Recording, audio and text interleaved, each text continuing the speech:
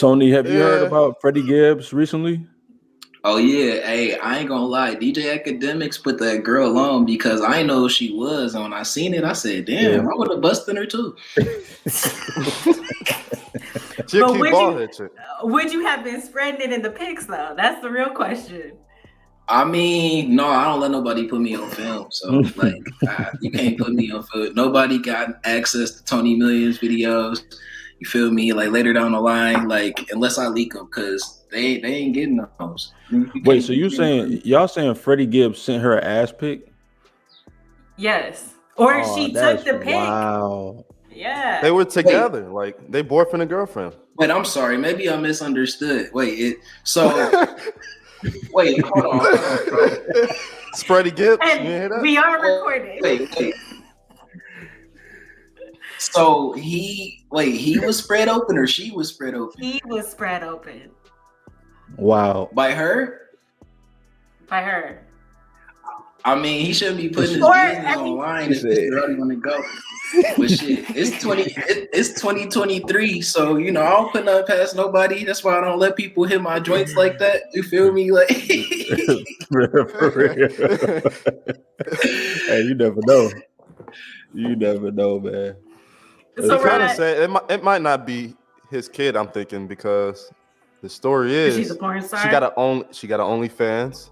Mm-hmm. And when she was pregnant, they said she got a video out there where she was fucking other people while pregnant. I did hear that. yeah, that one dude looked like Freddie Gibbs. He looked like a more muscular, younger Freddie Gibbs. I was like, when DJ Academics posted to Twitter, I was looking. I'm like, damn, that's Freddie Gibbs. Like, you know, smashing this bitch on Twitter. You know, I'm like, my bad. I don't know if I'm allowed to cuss on here. No, you good. Oh, you All right, but I'm like, dang. I'm like, but then I looked. I'm like, that ain't Freddie Gibbs. Like, No, that's wild though. That's really wild. I mean, that is her Nah. job, so I guess, you know, shoot, one monkey don't stop a show. You got to keep working, pregnancy or not. it's kind of disrespectful though, because that's the baby crib though. Like, I always look at it like this. Like, Yeah. if that's where I'm living, that's my residence. Like, that's my current address. So, Yeah. like, if you pushing something through, like, that's bold because I live in there right now. Like, at least wait till I'm out. Like, That's real. unless Very true. unless it's the dad. Like, if it's the dad, all right. You just gotta close your eyes, you know. That's why, for the baby's sake, Freddie just needs to step up and be like, you know what? Let me at least sit you down until the baby comes out. Damn.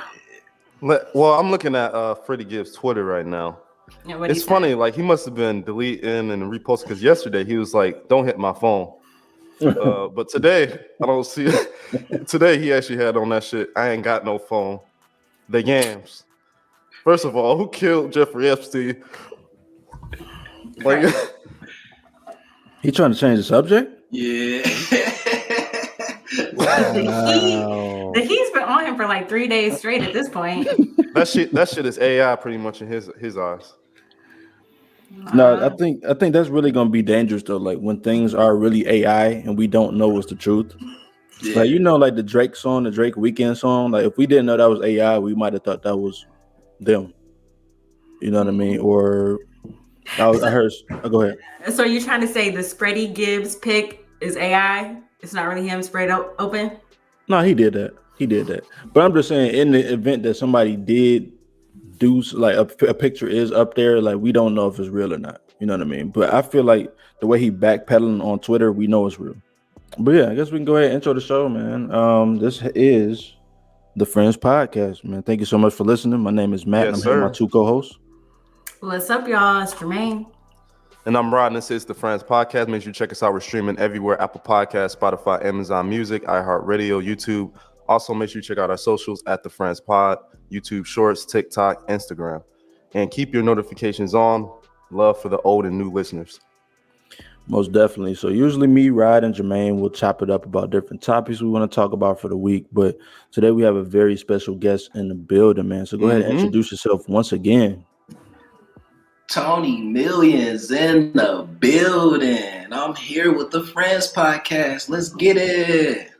Most definitely, man. We appreciate Part you two. for coming through. Yeah, part two. That's crazy. So if you haven't checked it out, first go check out the first episode with Tony Millions we did back in 2022, so you can get a little bit more background about him. But today we're gonna get into some good conversation and stuff like that. So let's get into it. Yeah, man. So let's kind of talk about our weeks. This past 7 days. Tony Millions, man. What's been going on with you this past 7 days, man? Shoot, bro, not too much, man. I'm trying to figure out the marketing side to this music stuff. The talent always been there. Now I'm just trying to figure out like the best like resources to put my money in to get more of that organic following, more of that organic approach. Lifelongers, fan base. I'm working on that right now. Now, do you feel like that's like because a lot of people are talented. You definitely talented. You got bars and stuff like that. But do you feel like that might be the hardest part? Is like just getting ears and like putting your ads and being put in the right places? Yeah, for sure. Definitely. Like you could you got like Kendrick Lamar. It's a bunch of Kendrick Lamars. It's just we don't know them. I'm sure everybody knows somebody that's got the heart for it, but they don't want to do it. Like, we all know somebody like that. But what I'm realizing what set the person apart and push them over that edge is the marketing, putting your money in the right place. People got to see shit to believe it. If you dope and one person tell you dope, like it means nothing. Now, if you got 10,000 people telling you dope, it's going to influence the other people like, oh, okay, I get it. Like, you don't think that was a part of like his team and TDE and the movement that they had with the whole group? So I feel like that was a part of the rise to Kendrick Lamar. It was the whole black hippie and moving as a unit. It's almost like Dr. Dre, Snoop Dogg and them, or Suge Knight in the back of the day, like moving as a unit in hip hop and creating this wave, or Griselda like more recently. Yeah. Like coming with the unit and a wave of people and coming with coming with this sound. That's what pushes or elevates you. Like people like seeing like a story or like something new. Mm-hmm. Or just relatable. Like, if it like simple shit, like my cousin would always tell me shit like, yo, Tony, I don't feel like you post your life enough on social media. I'm like, what you mean? He like, bro, even if you just went to the store and grabbed a bag of chips, bro, your fan might be like, man, I eat those chips too. Like, and now he feel more connected to you because it's like, oh, I eat the same chips as Tony Millions. Like, he was like, but he like, you so secretive. Like, you need to open up more. Like, even if it's, man, I'm at this marathon getting gas. Oh, I fuck with marathons too. Like, like it's just, but it's hard to think like that full time. Like, as a brand, like, I gotta start. Like, I seen one of my producers I worked with. He was at the liquor store and I was cracking up laughing because he had put up like a little vlog. And he was like, yo, these my boys right there. He was like, the people that worked at the liquor store. He like, father, son, hey. And it just made me laugh so hard because it's like, it was so organic. Like, just a good dude in the store, grabbing his liquor, messing with the people behind the counter, like, that the local people from his area, like, it made me die laughing, bro. And I'm like, all right, people love seeing that shit. Yeah, I gotta stop playing because, like, I could do the same thing. So, like, what kind of made you in your career so far? What kind of made you be like? Is there a reason why you kind of was like, I'm gonna be secretive, or I'm not gonna share so much on social media? Well, like, I feel like I'm a young OG. So like we come from like the era where like we didn't know nothing about the celebrities except for what was put in front of us, like Eminem, Jay-Z. Like we don't know what they're doing right now, but we only see what they present to us. So I feel like being that too is at the beginning when social media, dropped or whatever, it's just more so like we had to learn how to, and then I've always been a type of person like where I don't be trying to show too much. I do a little bit, but I don't be trying to show too much. I don't know why. I don't feel like people need to know every single aspect of your life, but I'm seeing the benefits of just doing simple shit. Like, the smallest thing can like spark a rise. Like, I never cracked 10,000 over a reel with my music behind it unless I was VR gaming. The last video I put out, every time I posted it, it's did over 10,000. And it's just me sitting in front of a car, bro. Rapping. Is it what's funny?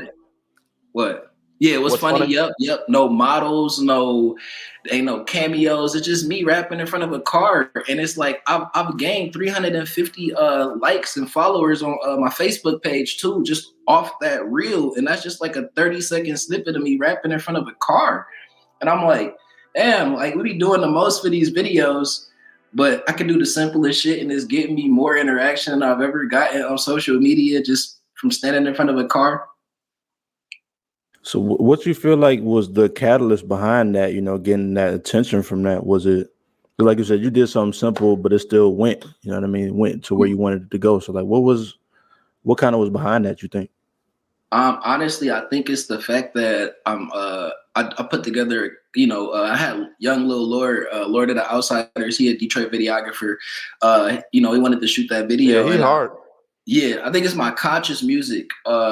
Like I don't really promote it like that, but like any like Tony Millions fan know, like if you really listen to me on all of my albums, it's gonna be one or two conscious songs towards the end, or I might start it off like that.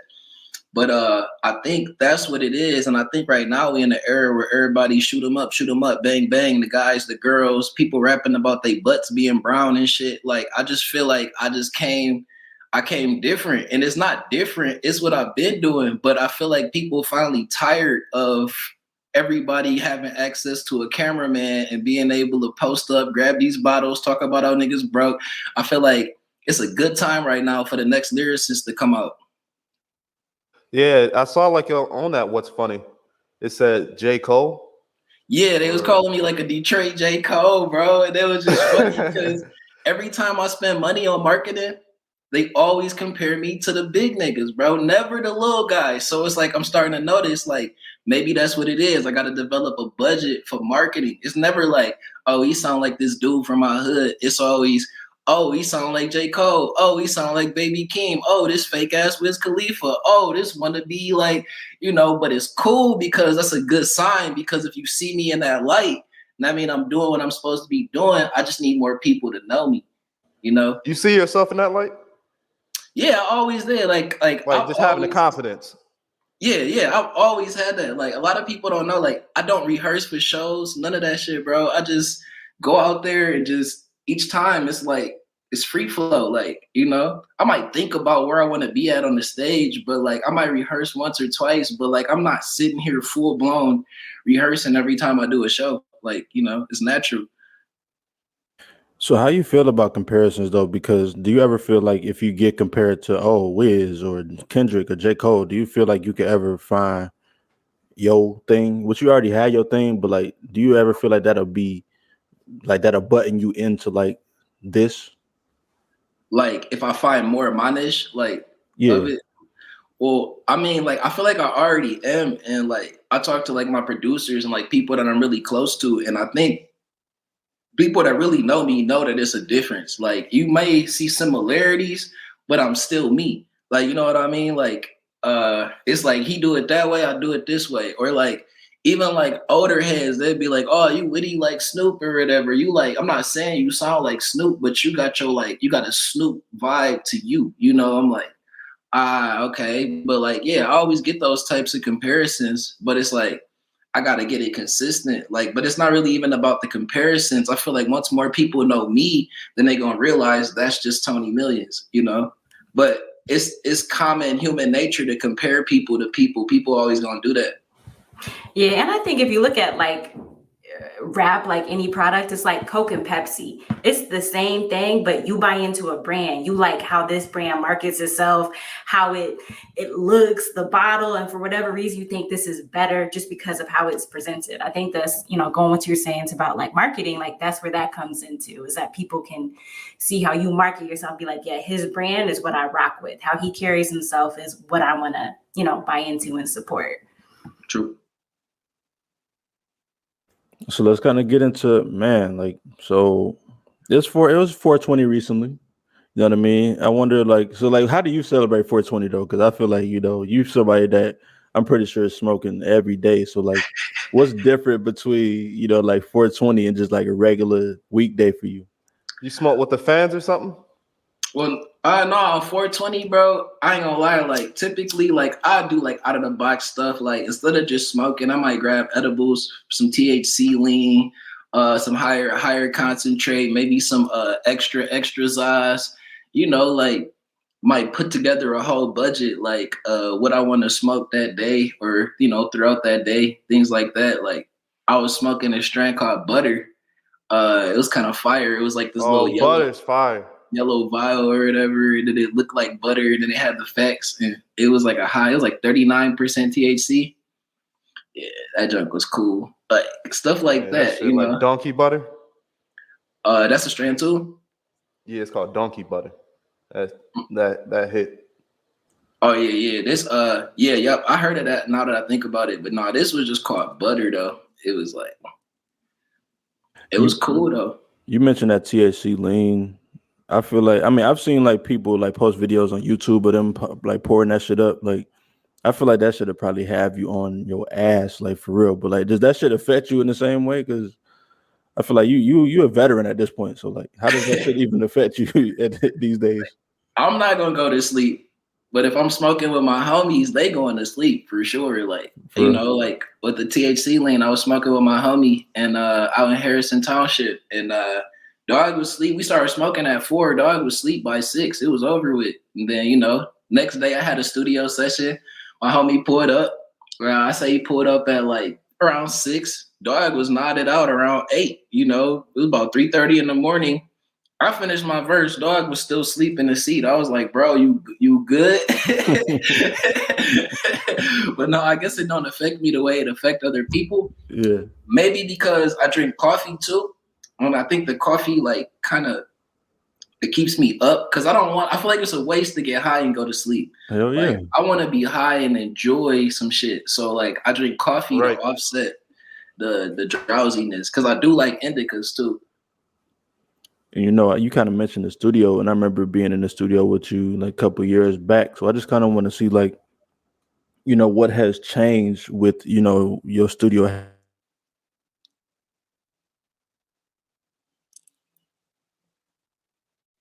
think you froze. Oh yeah, his video went out. Habits, from back. Hear me, Tony? All right, Matt. I can hear you. Okay. Yeah, your video paused and stopped. So just restart your question. Okay. Oh, I think he froze again. All right. Just refresh your page. Who, me? Yeah, you still freezing. Okay, somebody else say something then. I'll refresh. This is your question. What do you? I don't know what's gonna happen if I refresh. I might stop the recording. So somebody else. It seems like it's fine now. You good now? I think. Good now? Yeah. Oh, for sure. I don't know what the fuck going on with my Wi-Fi.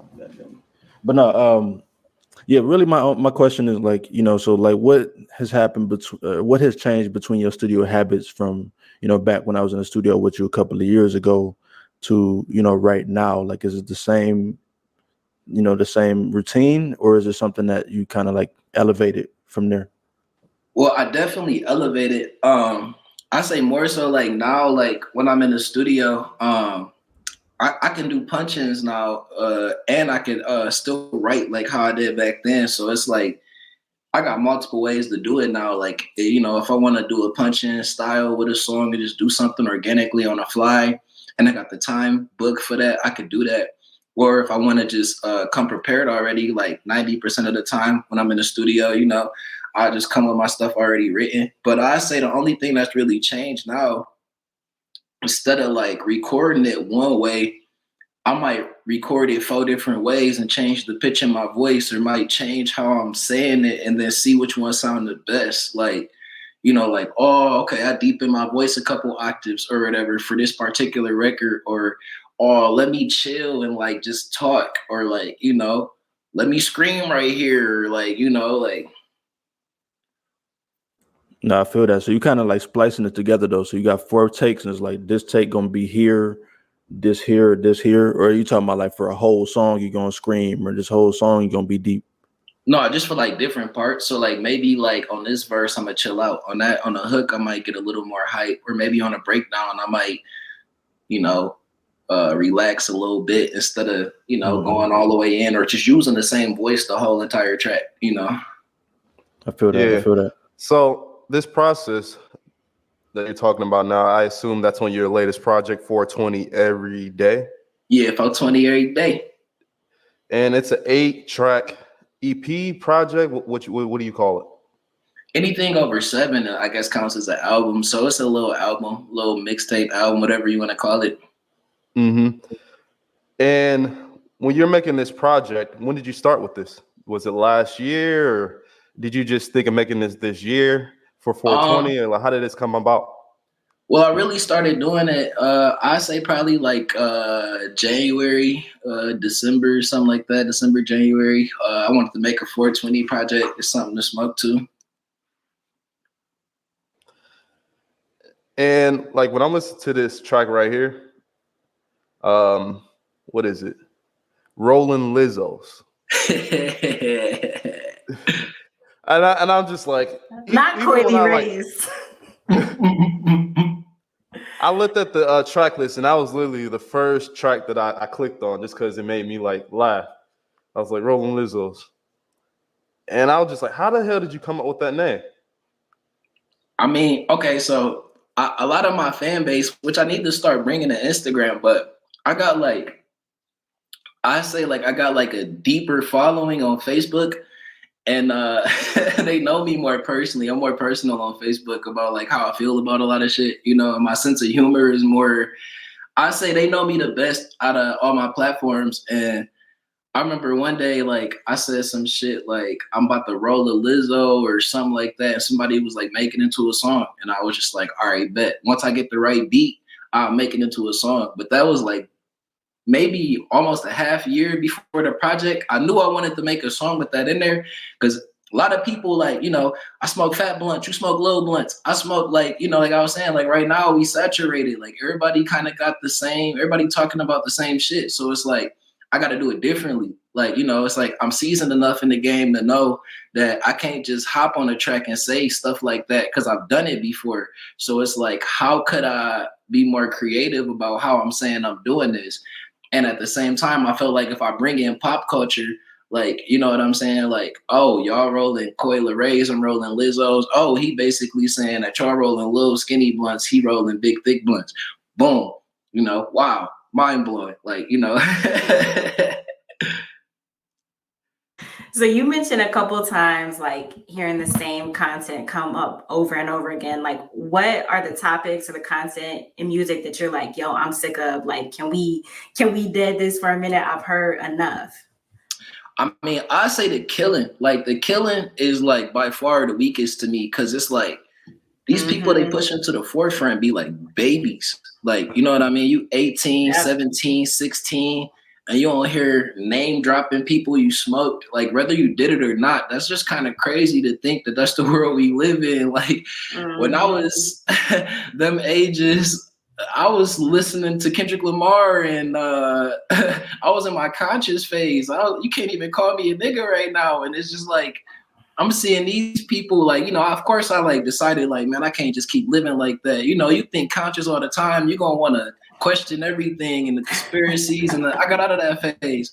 But yeah, like the killing, I say, all the like flexing, like I'm balling, you not, I'm doing this, you not, like, it's just like, damn, bro, do you want me to be your fan or not, bro? Like, damn, I feel like you stunting on me right now, bro. Like, that's pretty much what it is, stunting on the people who actually buy your music and come to your shows, which is crazy. Yeah, it's like, okay, so we helping you get these Corvettes and these Beamers and it's like, you know, or it's gang, you not the gang, or like, you know, just shit like it's been done before. So it's like we gotta grow, we gotta come with some new shit. But it's so hard to do that because people are afraid to be themselves.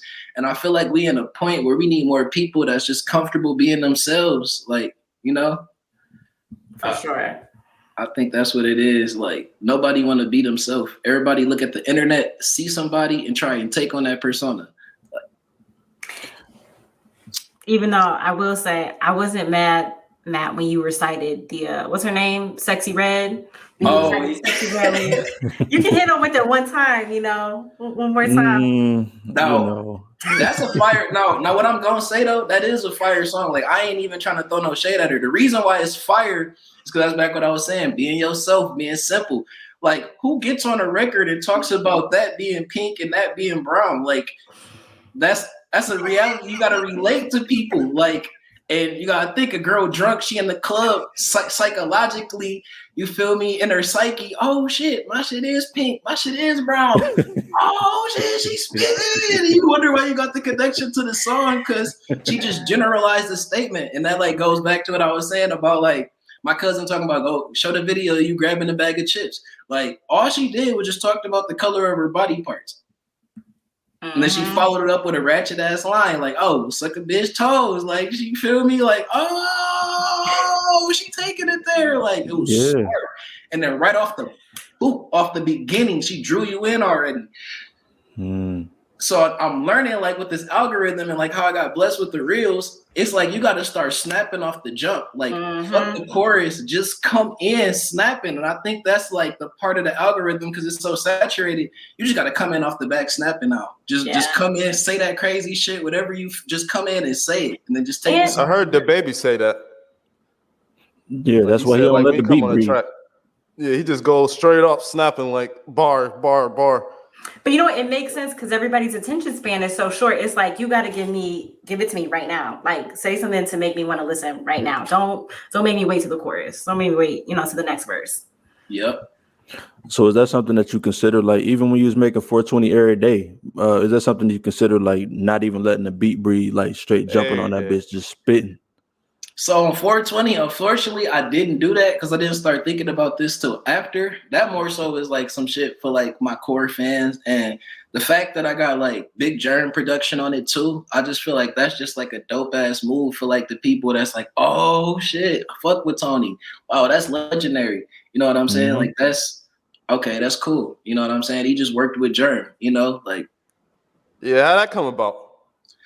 I DM'd him. Oh damn! Okay. The DMs are powerful. Yeah. What'd you say about E-Rod? No, I said Big Germ is connected. Yeah, like man, he retweeted one like that all the smoke and like the type of engagement it got on Twitter. Like when you see the analytics just off the retweet, yeah, he connected. But I was listening to some of his podcasts. I feel like he kind of got like that chip on his shoulder too, to where he want to get all the way at the forefront. So I mean, shit, I'm seasoned. So when I hop on the track, it's nothing. You know what I mean? So like, I get it though. I got that same drive. I seen a lot of people, like make it, that I witnessed or been around, or and it's dope. It's like, damn, I know it's gonna happen for me because I've seen it too many times. But it's like it's about locking in on you though, figuring it out. And I think like a major part of this shit is just marketing, bro. That's kind of crazy because when I think of Big Germ, I think of someone who already has very well-known records and music that people really love. Even the record with you and things of that nature. And you said on this podcast, he said he had a chip on his shoulder. Like, why do you think people like are not okay with their success? Do you think there's like what exactly are people trying to reach and like people trying to obtain?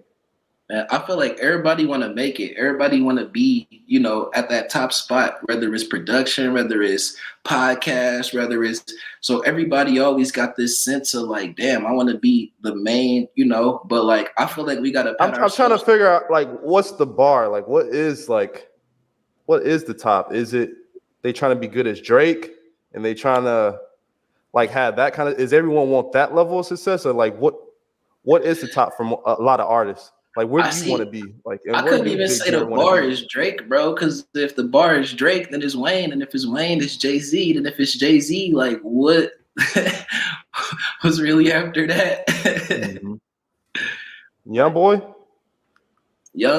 I mean, I like his fan base. I would love to have a cult fan base that just be in the comments like, yeah, Tony Millions better. Yeah, Tony Millions go harder. Yeah, like, I mean, that'd be cool. That'd probably fuck with people, like, until people start believing it. Like, that's genius marketing right there, to have all your fans. I'm like, bro, you could post like, who better out of Kobe and Michael Jordan? It's gonna be some YB better comments. We have an internet street team. So let's speak on that though. Do you feel that's not something he did? I feel like the fans just did that, right? Like he ain't be like, oh, go on everybody's page and be like, why be better?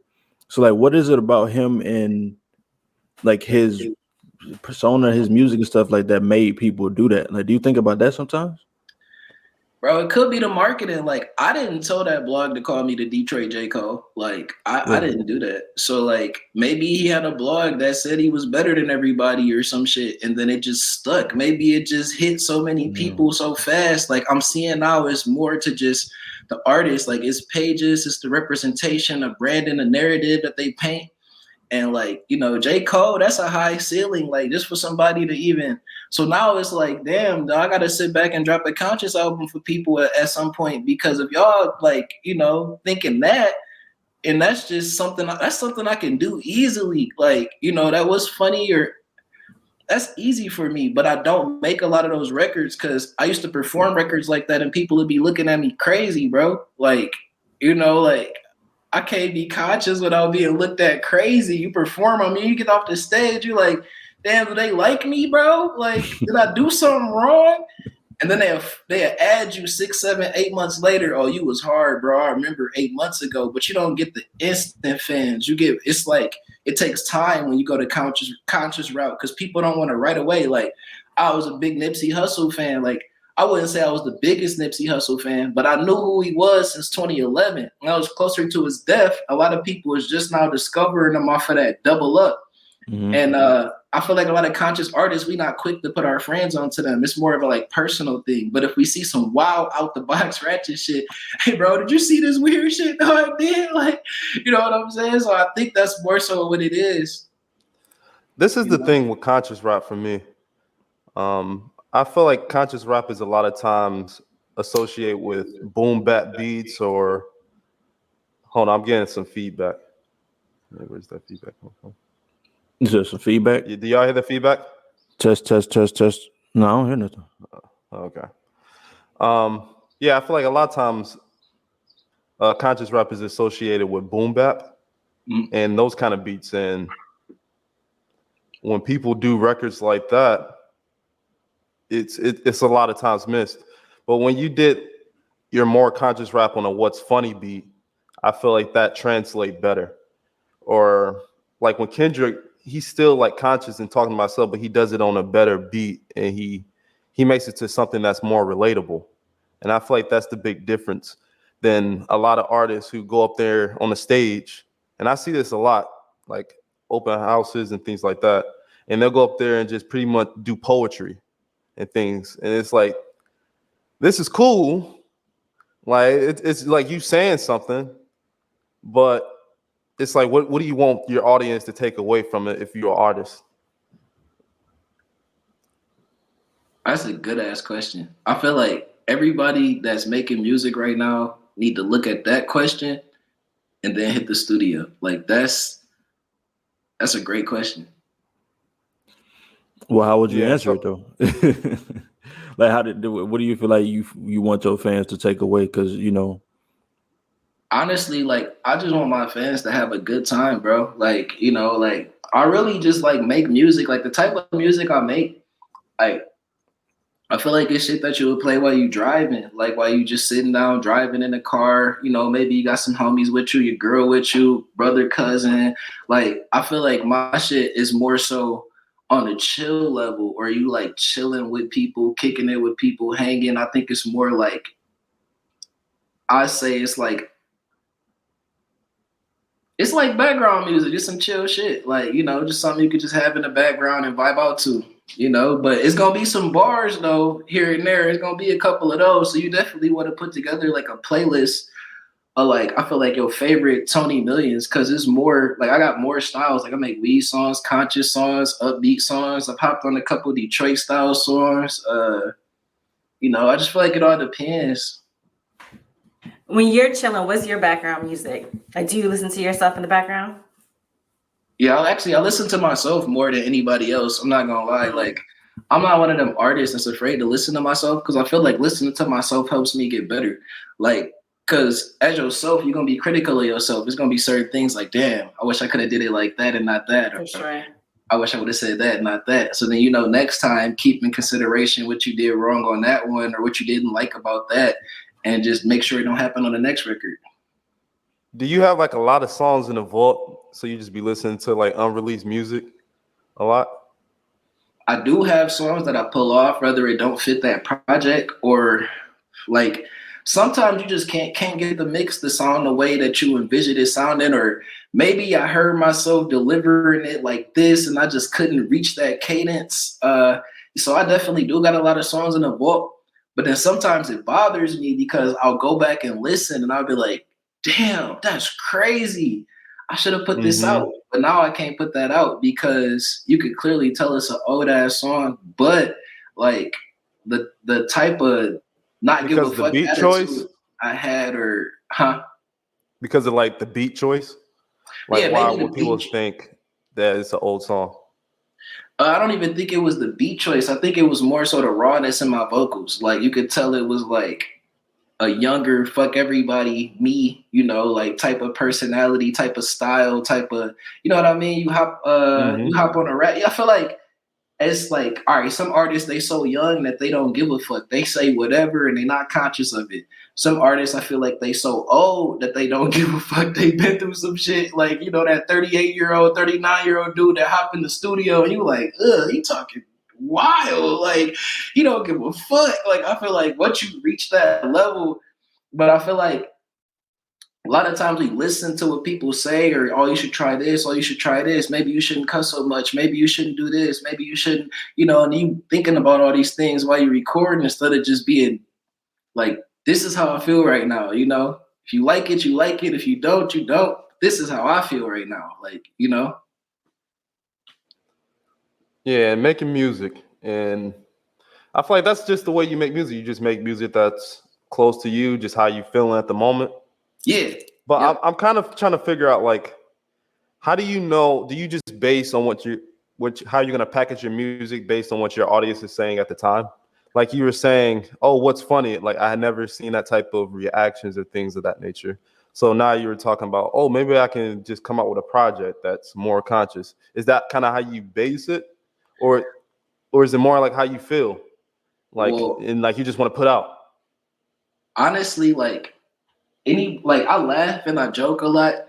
Like if you know me like out in person, but like I really do that because like I'm actually like a real conscious person, bro. Like, and I think like life is so serious and so deep that like I try not to think about it. But I knew at some point, like in my music career, I'm gonna eventually drop a conscious project. Like I used to drop them. People like them. Like I still get like random like tags of a old album that's not even available anywhere. And like these people have downloaded it on Hot New Hip Hop like in 2010. They're like, yo, this is still my favorite songs by you. And I'm like, stop showing me that. Like, so like at one point I knew I wanted to grow into like making more conscious music because but I just wanted the fan base first. Like cause it ain't no point in me spilling out my life or these details or like these crazy takes I got on stuff and nobody's listening. I wanted to get the audience first before I get into, talking more conscious, like cause it's like I'd rather have people that's ready to hear it than nobody ready to hear it. And then if you feel like you're about to change the world off a song and nobody's listening, it's gonna discourage you. That's what I mean with like some artists like J. Cole and the Kendrick Lamars, they make conscious still listenable. Like we gonna be all right. Like a song like that is still it's conscious, but it still has the same feel of like a good bop. It's a radio record. Or pretty much any J. Cole record, because J. Cole doesn't have any club records, anything like that. Can we define conscious though? Because what we mean by conscious, like, is conscious like Conscious woke? means like no, I don't need like okay. To me, conscious means you're talking, you're like open to revealing yourself. That's conscious. Like if you're talking about yourself and you're open and true to yourself, you're a conscious rapper. So then by that definition, would you consider like some of Young Boy's music to be conscious, since he talks about, like mental health and the shit that he goes through? I would say so. I mean, because a nigga talking about, Yeah, I just did a drill on Saturday. He opening up about himself, right? So that's conscious by your definition. I think conscious is like woke. They don't ruin the word woke for us now, so it's like not really what it is, but like woke, where it's like really just aware of like what's going on out here. And part of what you were saying too, Rod, like just being vulnerable about the things you talking about, like Mr. Morale, like that was a sort of conscious album. He was being self-aware and stuff like that. But um, is that kind of the same definition you kind of have, Tony? Like, is that what conscious is to you? Like, how do you define it? Yeah, I would definitely say I like all of y'all takes. Like, to be honest, like I like all of y'all takes. What you're saying, like, because you're going off a technical perspective. And like, if you're being technical, if he really did do that drill and he really did like that, technically that is his consciousness.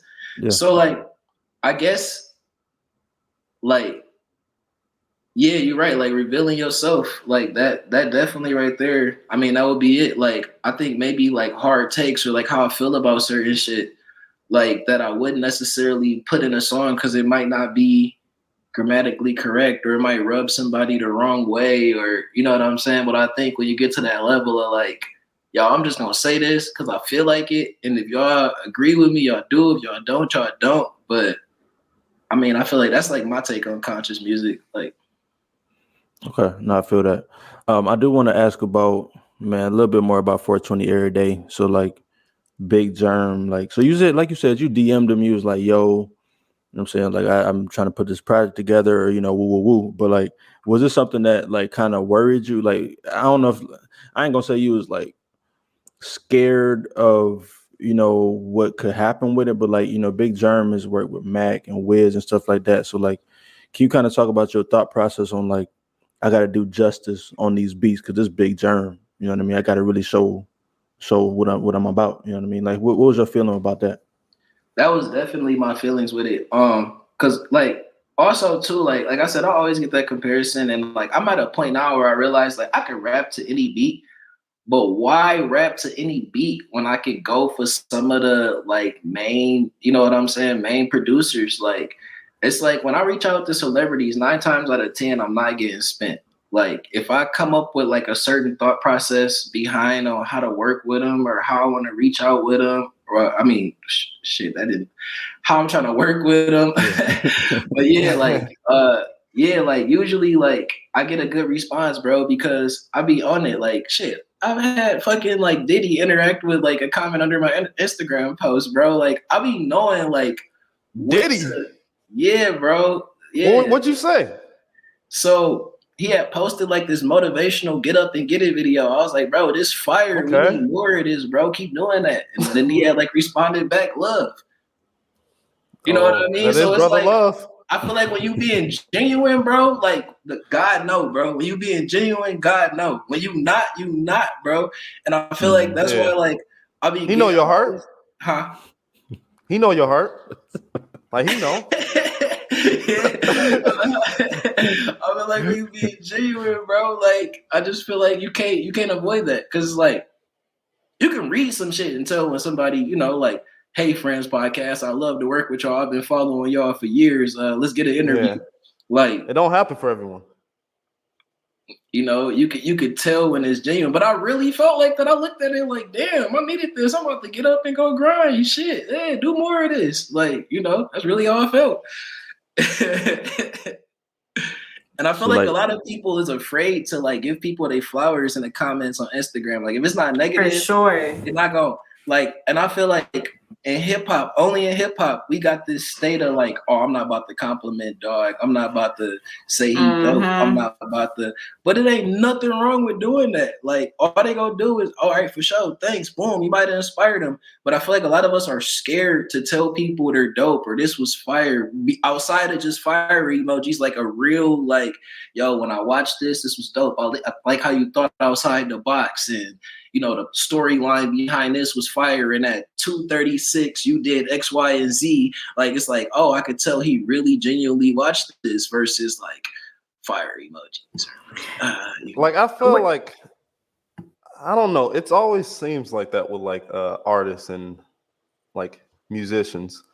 What they expect from their fans it's like if your fan shows love, whether it is a fire emoji, a like, or anything like that, is that really anything different from the fan that's saying, "Oh, at 2 minutes, I love this bar"? Like, does that mean that fan loves your music any more than the person who did put the fire emoji? They're both Yeah, listening to the song. but you right. You right. I guess you're right, bro. Like maybe that's just how they interact. Maybe I'm thinking too deep into this shit. Like, Like some niggas just ain't that deep. Like some niggas simple. Like they ain't even got the brain to be like at 2 minutes. Like that bar was crazy. Maybe it's just like they're just smoking, enjoying your music, and they're just like but hit them maybe fire emojis. sometimes I guess like maybe the reach or the interactions don't add up to the actual streams or the views. Maybe that's what it is. Maybe like, all right, like I've seen it firsthand. I had an artist reach out to me, like I ain't gonna say no names or nothing, but he had quite a few features with like an artist, and his videos like 9 million, 8 million, 6, 7 million. He reached out to me and told me he was going on tour. I said, okay, that's fire, you know. But I'm looking through, like, but he told me it would cost money to go on tour with him, right? I'm like, thinking about it, but he like, and I can get this artist that I got these songs with, on our EP together. I'm like, so I get to looking through the dates, the years. I said, okay, look, so if y'all as close as you just told me y'all was, how come the last time y'all worked together was over 4 years ago? Like all 7 of them videos is older than 4 years ago. 2, when I go to my Spotify, I have more Spotify monthly listeners than you. You're not really getting that many for somebody to have 9 million, 8 million, 7, 6 million on your video. So it's like, I like the fact that you reached out to me though, because you showed me how some of these artists is hustling and scamming out here and moving like that. That's crazy. But it's like They moving fraudulent. his view count didn't add up. Like his Instagram presence is amazing. Like, but I'm getting more monthly Spotify listeners than you, or just certain algorithm stuff that I have on Spotify that artist don't have. And it's just like, I don't know. It's just like, I'm like, yeah, I can't see myself giving you no money, bro. Like, and plus you reached out to me. I didn't reach out to you. So like, That's already a scam right there. Like niggas just trying to. It's like nigga being like, "Oh, let me turn your 100 to 5,000," like on Instagram. yeah. But you don't feel like a need to like be like, sometimes you just be like, you know what? I am gonna get on a record and just kill your ass. Like I'm gonna just completely wash your verse, everything you put out. Like I gotta show that I'm better than you. Like even though like you think that, like I'm gonna go on the track and prove it to you and your fans that like I'm really that him. I'm really that guy. You don't ever feel like that need? Well, I ain't gonna lie. If Like they, I would prefer fans of the music over the social media. Like if I know for sure that they streaming it and they buying it and they copping it, like I care about that more than social media. So like in that instance, I didn't really feel like it was a benefit because it's like, yeah, you could probably give me some more likes, thumbs ups, fire under my stuff. That's cool. But I'd rather have the Spotify plays. I'd rather have the saves, the playlist, and things like that. When I can look through the stats, and I'm like, oh, okay, they listening to me over here in the Ukraine right now, or somebody just Shazam me in Nigeria. Like, I feel like I don't know. It's like I could hop on a track, but I only see myself paying for a feature if I genuinely want to work with that artist. Like, if I'm iffy or 50-50 on that or don't really, why, what am I paying for? I'm curious. I want to go back to something you said a couple minutes ago, where you were talking about, people leaving love under comments, under posts and stuff like that. Like, why do you feel like it's so hard for rappers, for artists, even just regular people sometimes like show each other genuine love and appreciation? I don't know, maybe people's childhood traumas, people's fear of rejection.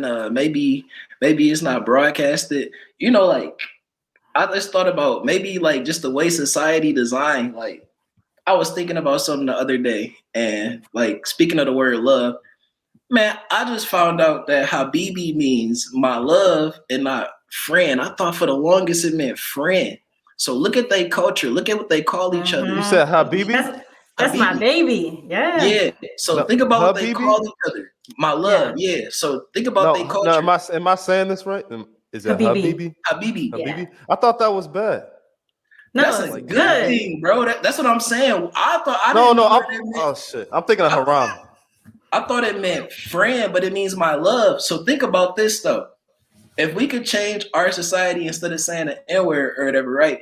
Or we look at it like I see Brisk, I see Rod in the gas station, and we got a word where it's like, yo, my brother, or just whatever, instead of the N-word. Like, think about how subconsciously this would put us like To up be because honest, I don't give a fuck. Like you can call me my nigga, my brother, my king. It's not gonna change anything in my life. I got It you. may not change anything in your life, but it's But it is that what it practice is. of like giving love out everywhere you go instead of, It's love either way. I animosity. get it like by like how they say it. It can be a most hood nigga in the world and they ain't got the vocabulary. If they say my nigga, I know they mean my king, my brother, my whatever you want to call it. Like I feel the same vibe. But I feel like it's the whoever it is. religion, it's the religion aspect behind it too. I feel like it keeps you grounded because it's like if I just called you my love, it's a certain level of respect I'm gonna have for you because I'm saying we one and the same. You know what I'm saying? So it's like, all right, like we got drill rappers, and it's like just because you live on this street and I live on this street, I can't fuck with you. You know what I'm saying? But it's like these people like come from overseas in certain areas, and just off the strength of my love, like, hey, bro, I got you, whatever you need. Like, you know what I'm saying? And I feel like I'm watching their culture. They're more friendly. They're more open to like. I feel like hip hop is a culture like, or I seen like in Jamaica they ban profanity. If you perform it like that, it's just like They certain banned a things. lot. I feel like subconsciously, like it's rules or like it's religion. It gives you like guidelines or rules to follow. I feel like certain stuff can help out overall, like could change stuff. Like if people was more, oh, what up, bro? That was hard, and it was more normal to just share shit. And yo, my dog, he going hard. Hey, he crispy. Like like people don't see like if I share you and you share me, it's people that don't know me. It's people I know that don't know you. And then if they share it, then if they like, I don't know. It's just I feel like hip hop is just a hard, huh? Like there's gatekeepers. Do I Like feel people like don't these really want to gatekeepers? see you. Yeah, like people don't really want to see you succeed, so they ain't really trying to share your shit. Like Of they ain't course, trying of to course. they ain't trying to engage. Oh yeah. There's people out here like that for sure. Definitely. What do you feel about them? Like they ain't shit. Like they trash or I don't mind, bro, because it's like I can't expect somebody to share me when I'm not in their inner circle. You know what I'm saying? Like I can't feel like you owe that to me, or you know what I'm saying? It's like because you might have people you got to put on first, or so it's like I can't even be mad at that. That I'm but not you a can't part of do your both. team. Then maybe you focus on something else, huh? You can't do both. What you mean? Like I feel like there's always like this thing like, if I have this person I fuck with, I can't fuck with this too. Like I feel like there's always that's the problem. It's like you can have a lot of things that you like and enjoy. You can share and like everybody's shit. Like why does it have to be so focused? Oh yeah, because like Like I mean, it doesn't take away from somebody else shine to shine on someone else. That's kind of the way I think about it. I guess like the pick a side culture, like I feel like it's that. Like I feel like the media kind of made a narrative that was crazy that wouldn't let Nicki Minaj and Cardi B be cool. Like they could have been solid. Like it's just like I feel like it's more helpful to help out somebody that's on the way up, or you see something, because like once they get there, they gonna pass it back, and if they don't, hey, like you still did something with them. You know what I'm saying? So like that's beneficial for both parties. That's why I be wondering, like, why aren't they cool? Like, Jermaine, do you know why? Like, why aren't Nicki and Cardi like? What's the problem with women? Like,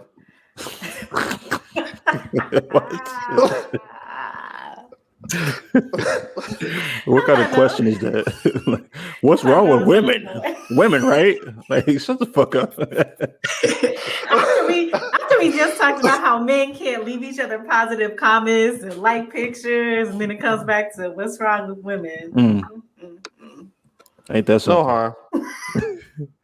I guess it's everybody for real. Like when you think about it, I guess it's about who you surround yourself with, or the organization that you follow, or that you pay attention to, or the circle you in, or maybe that's like more of what it is. You got to find the right crowd of people that's into the same shit with the same type of compassion or the same type of ideas, or the same morals as you. Yeah.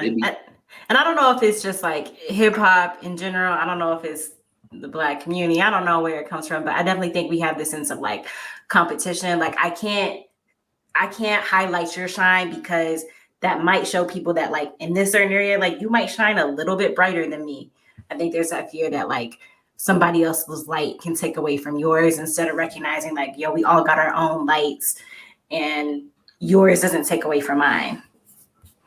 Like I think a lot of us too don't do the research into the person either. Like I feel like a lot of us get like success in a small area, and then we feel like we own and don't pay attention to nobody else but ourselves. Like for instance, like I could be the artist.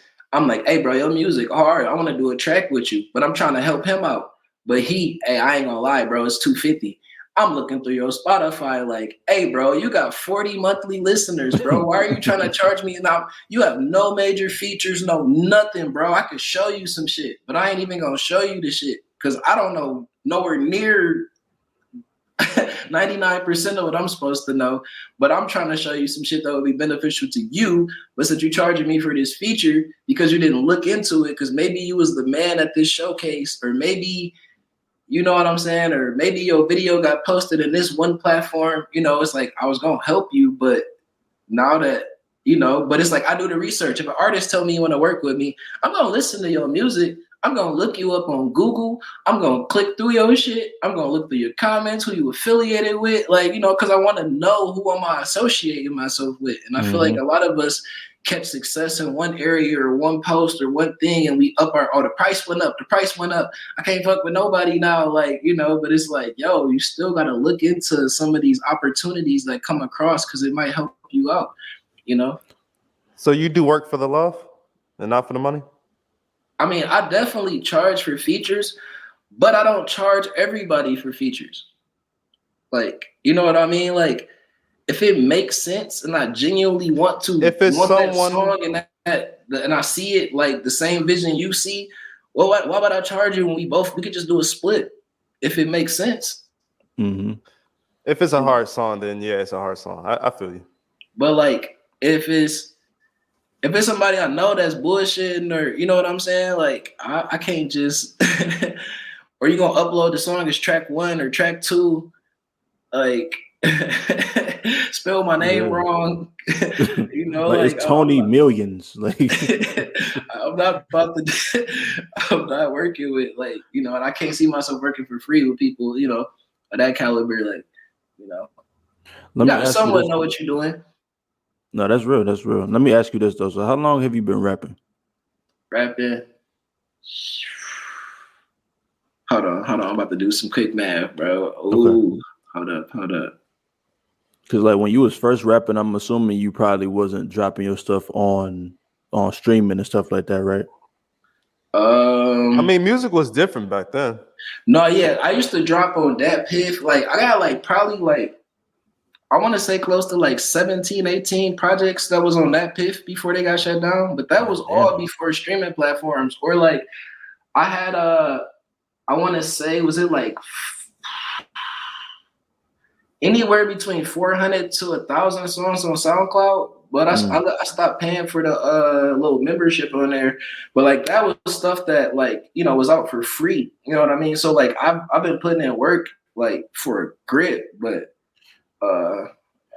no, you just said something though. You just said something that I wanted to touch on too, putting in work. And so dude talking about, oh, let me get $250 for a feature. Like he wasn't really trying to put in the work. So I wanted you to talk about what's the you know, like the benefits of you like really grinding for years, like really trying to get to where you're trying to go versus trying to take shortcuts and just be like, oh, let me get 250, 250, 250. Like, you know what I mean? Mm-hmm. I say like different situations of different things. Like some artists, if you genuinely cool with them, y'all might benefit each other. Like, you know, I can link you with this guy, or I can link you with this videographer. If you link me with, you know, these people, or if I put you with these people, you put me with these people, or these people throw shows, you link me with them, I'll link you with them.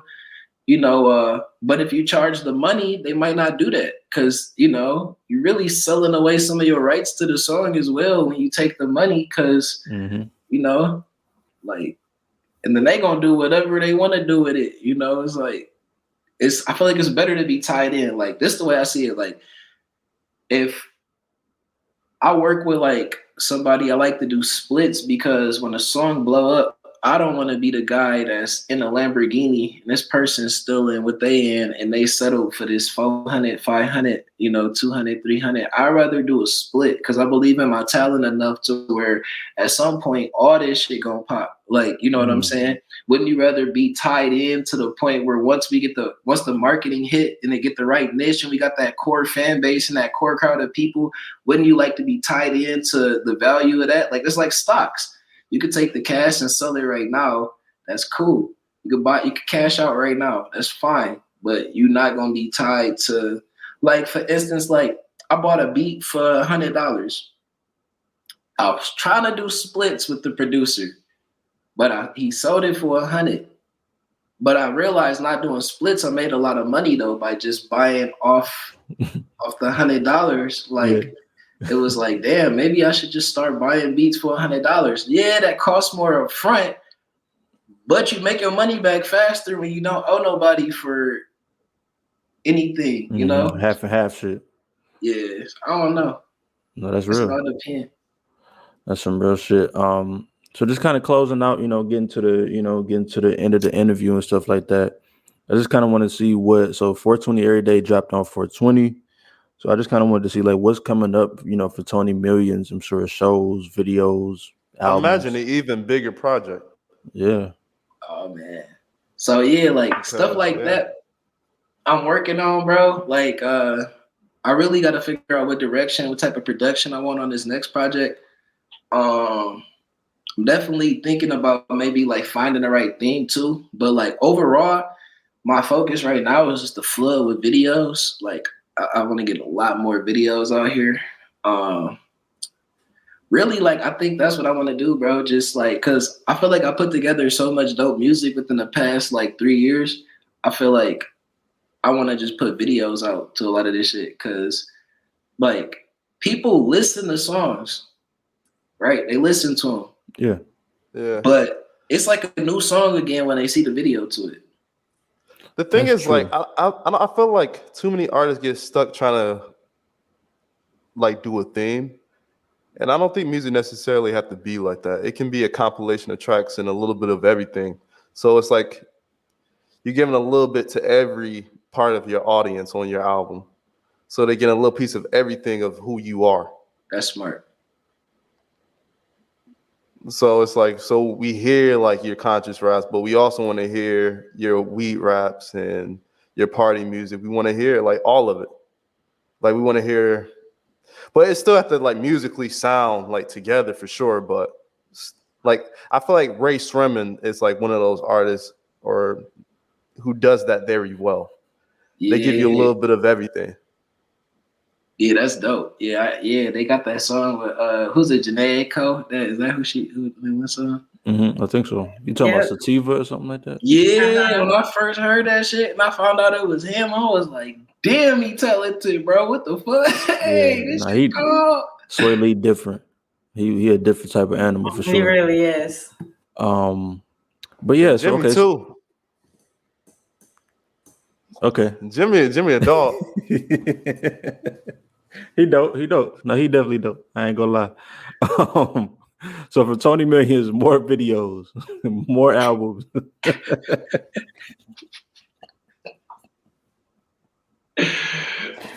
Tony Millions. Okay, for real. for Tony Million. So more videos, more albums. So the last question I just want to ask you. So when it comes to this, and we might have asked you this last time, but I just, it's something that I'm just very interested in because, like you said, the video can give an album or the video can give a song more life. So, like, how do you put together, your treatments for these videos and stuff like that, and like, what's the vision and the thought process behind doing those types of things? Well, like right now, like I realize like I want to be like pretty much hands-on with like my videographers now to where we could talk, agree on things like, did this sound good? Yeah, no, yeah, things like that. As long as we on the same page and we put it together, like, come with an idea or you come with an idea, like what you think? All right, let's put these two ideas together.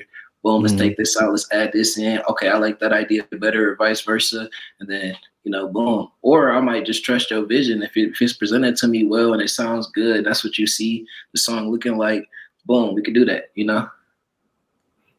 Okay, I definitely feel that. Let me go ahead and end this episode before I start talking about Slim Jimmy again. But yeah, Tony, let the people know, where they can find you and stuff like that so they can just tap in with you, hear the music, see what you're up to. Oh yeah, so you could always Google Tony Millions. I'm on Spotify, I'm on Apple Music, I'm on YouTube, I'm on everywhere for real, bro. I'm even on Audio Mac shit. Okay. I didn't even know I was on there. How'd that happen? Did somebody just upload your shit? No, it's I guess like through one of the distributors, it like put it on all of those platforms, but I be getting like little weekly emails or whatever. It was like, oh, you got this many like plays on Audio Mac. I'm like, I don't even. All right, for sure. Like, it's kind of cool. Like different platforms that I don't utilize like that or promote like that. It's kind of cool to see the organic songs that get like views because it's like they gonna be laid out different than Spotify because I'm promoting these particular songs. It's like I go in there, somebody might gravitate towards a random song off of this project, or the song just might get a little hot for a second in a certain area. And it's just like, it just makes me wonder where, like how and who, like, and how did they find this in this area? And like, why is it hot for a second in this area? Like, Interesting. Yeah, I wonder. 420 every day. 420 every day. Yeah, definitely go check out that 420 every day. It's out right now, so check that out on all streaming platforms. But other than that, man, that's been Tony Millions, Mr. Million Bars, man. Thank you for coming through, man. I remember that one story, like that you had told us, like after the pod. What was it about the basketball player? And, you don't remember? He like who? Wait, what happened, bro? I think you was telling the story about how you met somebody's brother in Vegas or something like that. Man, so I'm out in Vegas, bro. I meet this rapper. He like, hey man, people going crazy. Like they listening to my music and shit. Like the basketball players fucking with me. I'm like, oh, the one who used to play for the Nuggets or whatever. He like, yeah. I'm like, oh, all right. And then he got the name and a few more. And I'm thinking instantly in the back of my head, because I've been doing music for so long, he related to bro or something, because why would you bring him up first out of all the basketball players you could bring up? We could have brought out of everybody on the team. We do the split sheet. Like, I like to do splits. We do the split sheet. I'm looking at his name because, you see each other's government names, and his name was All right, boom. Dude been living in Vegas, but he's from New Jersey. He is from New Jersey. So when I put two and two together, I'm like, bro, he gotta be like related to him or something, because it don't make sense. Like, how y'all last name the same? That's the first person you name. But like, I ain't even go like, it's either your brother, your cousin, like y'all got some type of correlation. But you're not gonna tell me. But I'm not gonna ask either. But I know. Wait, so you never talked to him about it? Like, no, I never asked him about it. You know how some people just gotta move with this secret, like, all right, so like when we first was talking about doing this song, he talked my ear off, bro. I say for like an hour and a half, like we on the strip in Vegas, and it's hot out there. Yeah, bro, we can get a song together. Oh, you know him, I know him. You know him, I know you. He vibing to my music. then I just stopped telling stories, bro. I get to the point where I'm just like, go ahead, you know. So bro was like, what he say? Like he was like talking about. I'm like, all right, so let's get to the studio though. Where the studio session at? You know, whoop de whoop. I'm like, well, send the beat, bro. I go right, and then we link up. He like, I can't get a session at 2 a.m. I'm like, 2 a.m. I'm like, shit, fuck it, let's do it. You know, so. He wouldn't send me the beat. I'm like, bro, just send me the beat or whatever. I'll write my verse. He like, oh no, man, I don't know you like that, so I can't. I'm not gonna send you the beat. So you're just gonna have to meet up with me in the studio. And I'm just like, bro, like, you know. So like, I ain't ask him because his vibe is a little like, you a little secretive. You know, you can tell when somebody try to move private. So it's just like, I ain't even about to press you, ask you about that, bro. I'm gonna just, I know. I know who you are. I know. That shit, it's cool though, man. Like, he didn't want to send me the beat. So when I was like, damn, I'm like, I get it with some people though, like for sure. Yeah, because I was kind of out. Well, I don't even know if I told you this part, bro. This is where this shit get even funnier. Yeah. I get back to my hotel room, right? Like literally, like after that little conversation.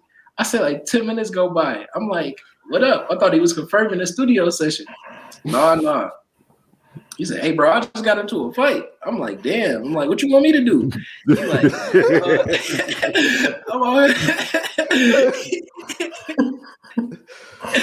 he's like, bro, dog put out a couple of my locks or whatever. Like, he said he was my music or something because he was out there like promoting this stuff. Like, you know, this is dope, you know. But you know, on the ground, you know, I ain't gonna lie, you have to get the best of me or whatever. I'm like, oh shit, I'm here on vacation. So what you want me to do, bro? You're like, no, I was just telling you, bro. I'm like, all right, you still out for that studio session at 2 a.m?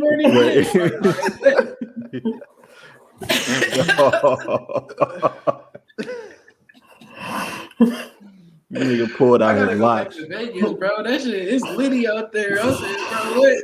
Man, just stay away from that nigga. He like trouble. He be getting into trouble out there. They sound like. Yeah, I mean, yeah, like I don't know. It's like I feel like you grow past the point where like negative comments. Like I learned that at an early age. I try to stand outside of the gas station and sell CDs. You know what I'm saying? Or even just give them away for free. Man, this one grown man looked dead at me, dead in my eyes. Like, I don't want that. Like, it's free, bro. He said, I don't want it. I was like, damn, bro. Like, that's crazy. He ain't even want to try to hear you out, though. And he had that look like, stop asking me what he's taking there, bro.